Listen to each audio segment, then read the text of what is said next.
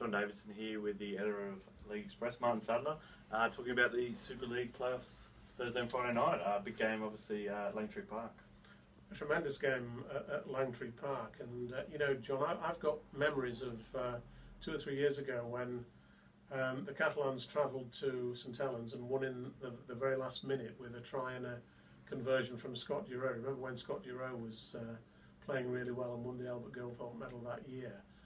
And so, you know, Saints have been warned that the Catalans won't be a pushover this Thursday night. I mean, it's going to be difficult for the Catalans, though, isn't it? Because they've travelled to England twice now to beat Leeds and then winning again the other night. And I just think, you know, can they keep doing that? It's a hell of a strain on them.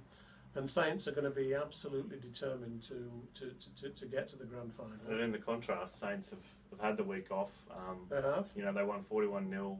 Really, you know, they've been knocked a lot because of all the injuries that they couldn't continue, and they just keep plugging away. But haven't they done a great job at St Helens in dealing with those injuries? You know, if you'd said a few weeks ago that Saints would be in the playoffs without Luke Walsh, without John Wilkin, without Johnny Lomax, 3 really key strike players, you'd probably say, well, they're not really going to have much chance. But the real player who I think has risen to the challenge over the last few weeks has been Jordan Turner, who I think has been outstanding. He's taken on a playmaking role, and I don't think we thought of him in that role, you know, before these injuries occurred. He's been a hell of a discovery, actually, for St Helens. And, you know, since they signed him from Hull, he's looked a really great signing.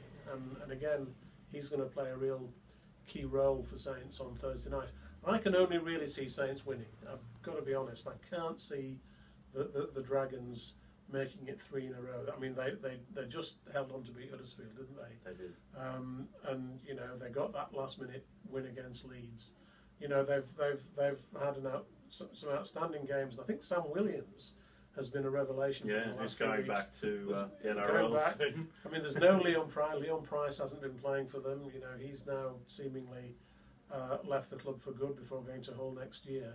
But Sam Williams has done a great job with them. Thomas Bosk, you know, it's been a good partnership, and you know, they will give it everything. I'm fairly sure at St Helens. We all probably saw the crowds at Perpignan Airport when they went back to Perpignan on YouTube, if you get the chance to see that.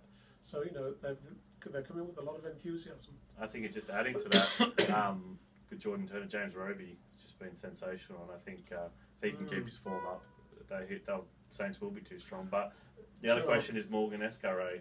I think he just didn't look himself against He looked as though he was carrying an injury, didn't he? If he's not at full fitness, you just can't see the Dragons really. Well, I think if Morgan Escarre isn't at full fitness, they'd be foolish to play him. You know, at this level, if players are carrying knocks that neutralise, you know, their main assets, then you can't play them, in my opinion. But you're right, James Roby is shortlist of the Man of Steel alongside Jamie Peacock. I think if Jamie Peacock isn't going to win it, it will be James Roby. Yeah, it'd be much deserved. If you look at James Roby's stats this year, he's been absolutely outstanding. And then Friday night, a huge game. I mean, when you think about it, it's a rerun of last year's grand final a week early. And it is. People who saw Wigan come from behind and beat Warrington, was it 4 weeks ago? I mean, that was a sensational game, one of the best games of the season. So it was. And the really interesting thing about that, John, is that Wigan haven't had a tough game since then, because they played Huddersfield, beat them 57-4, then they've had a week off. Warrington have had 2 very tough games. You know, a lot of injuries though. 18-0 down, coming back to win, and then against Castleford, they were never behind, but you know, they faced a fairly tough challenge from Castleford and pulled away in the second half, I thought, very well indeed. They have got injuries. I mean, you know, Joel Monaghan got a knock on the knee in that game against Castleford. Finger, I think. So we're not quite sure how he's going to be. But because Wigan have not really had that much of a test in the last 2 or 3 weeks, maybe that'll work against them. You know, maybe that will be in Warrington's favour. But I thought Wigan played so well against